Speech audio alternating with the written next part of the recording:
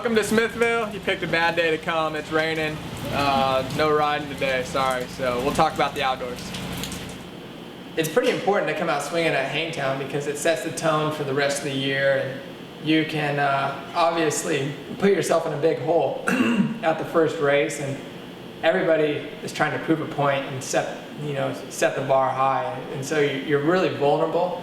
And that's why I think at the first race, if you get good starts and kind of hide from all that, you're in a pretty position. But everybody knows with racing, it's never pretty, and it's a test of your character and your will and everything else. And outdoors are all about tests and how you deal with them and how you adapt to them. Throughout the year, you race on different surfaces. Southwick's really sandy, and some people think they have an edge, like, oh, I grew up in the sand. Or maybe the Euro guys, like Roxanne or Tyler Rattray.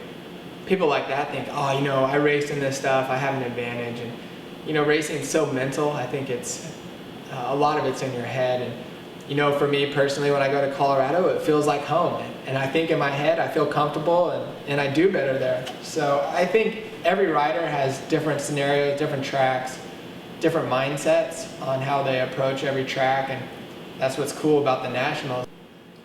Throughout the year, as you race on the different surfaces, you think the bikes would change dramatically, from sand to the hard packed at Lake Elsinore, and typically they don't change all that much. You get a good base setting and you try to fine tune from there. And I think the biggest conditions that force you to change your bike is the weather. It's like that, but mud, man, the mechanics, they go to town prepping just so the bikes will survive.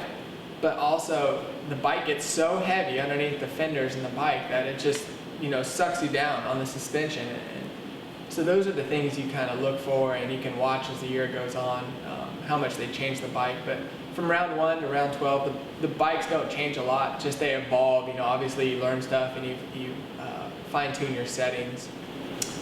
The transition from Las Vegas to Hangtown, going from Supercross to outdoors, is a tough transition, and typically you spend it in California, close to all the factories, so you can test and ride and be around everybody. And you go to the local track out there, whether it's Milestone, Competitive Edge, Paula, you can name them. You show up on a Tuesday, any given day throughout the week, and half your competition's at the track, and you're surrounded by basically a race day scenario. And for me, I've done that for years.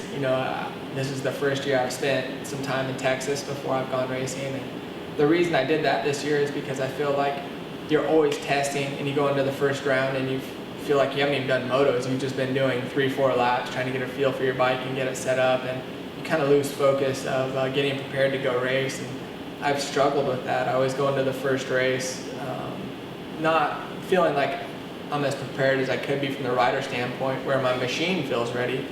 So I've tried to find a balance this year of staying in Texas, getting my mind and body and my fitness up to race pace, with trying to get my bike dialed at the same time.